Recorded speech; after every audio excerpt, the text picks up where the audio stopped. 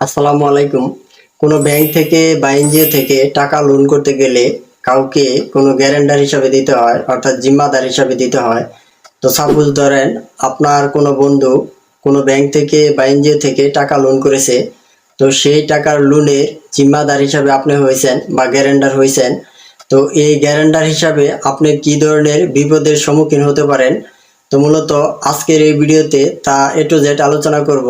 তো মূল ভিডিওতে যাওয়ার আগে ছোট্ট একটা রিকোয়েস্ট অবশ্যই থাকবে, যদি আপনারা আমার এই চ্যানেলে নতুন দর্শক হিসাবে থাকেন তাহলে অবশ্যই আমাদের এই চ্যানেলটিকে সাবস্ক্রাইব করে আমাদের সাথে থাকবেন।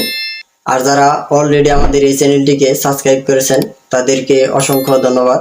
তো চলুন এখন আমরা বেশি কথা না বাড়িয়ে ভিডিওর মূল প্রসঙ্গে চলে যাই। তো সাপোজ ধরেন আপনার কোনো বন্ধু এনজিও থেকে 2 লাখ টাকা লোন তুলেছে, তোলার পর কয়েকটি কিস্তি পরিশোধ করেছে। কিস্তি দেওয়ার পর এখন সে কিস্তি থেকে বিরত রেখেছে, অর্থাৎ কিস্তি দেওয়া স্টপ করে দিয়েছে।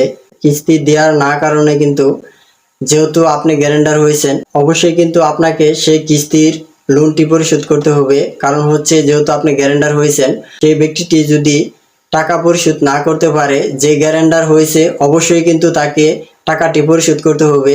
কারণ সে জিম্মাদার হিসাবে যখন তিনি টাকাটি লোন করেছে তখন কিন্তু তাদের ফর্মে স্বাক্ষর করা হয়েছে জিম্মাদারের, যে এই টাকাটি পরিশোধ না করিলে জিম্মাদারের কিন্তু টাকাটি পরিশোধ করতে হবে। তো এই ধরনের কিন্তু তাদের চুক্তিপত্রেতে আপনি কিন্তু স্বাক্ষর দিয়েছেন, অর্থাৎ আপনার ছবিও নিতে পারে বা আপনার আইডি কার্ডের ফটোকপিও নিতে পারে।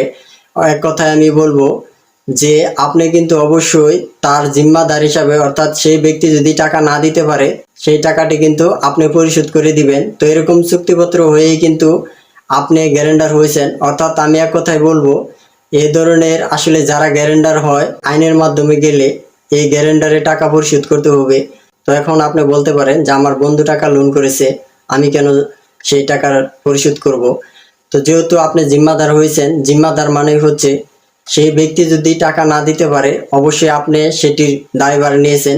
তাই আমি আপনাদেরকে বলবো যে অবশ্যই গ্যারান্টার বা জামিনদার হলে আপনারা একটু অবশ্যই সেই লোকটিকে একটু বুঝে শুনে তারপর গ্যারান্টার বা জিম্মাদার হবেন।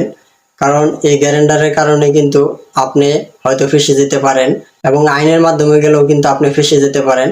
তো সেটি হতে পারে লোন বা বিভিন্ন ধরনের এনজিও থেকে, বা কোনো কিছু আপনি ক্রয় বিক্রয়ের ক্ষেত্রে কিন্তু আপনি যদি জিম্মাদার হিসাবে থাকেন তাহলে অবশ্যই আপনিও কিন্তু ফেঁসে যেতে পারেন। তাই আমি আপনাদেরকে অবশ্যই বলবো যে কোনো ব্যক্তি কোনো লোন বা বিভিন্ন ধরনের প্রজেক্ট থেকে কোনো কিছু ক্রয় বিক্রয় কেনার আগে যদি আপনি জিম্মাদার হয়ে থাকেন, সেই লোকটিকে অবশ্যই বুঝে শুনে দেখে তারপর জিম্মাদার হবেন। তা নাহলে কিন্তু আপনি এই ধরনের সমস্যার সম্মুখীন হতে পারেন, আইনের মাধ্যমে গেলেও আপনি ফেঁসে যেতে পারেন। তো মূলত এই ছিল ছোট্ট একটা ভিডিওটি যদি ভালো লাগে চ্যানেলটিকে সাবস্ক্রাইব করে আমাদের সাথে থাকবেন। তো সে পর্যন্ত সবাই ভালো থাকুন, সুস্থ থাকুন, দেখা হবে আরো কোনো নতুন ভিডিওতে। আল্লাহ হাফেজ।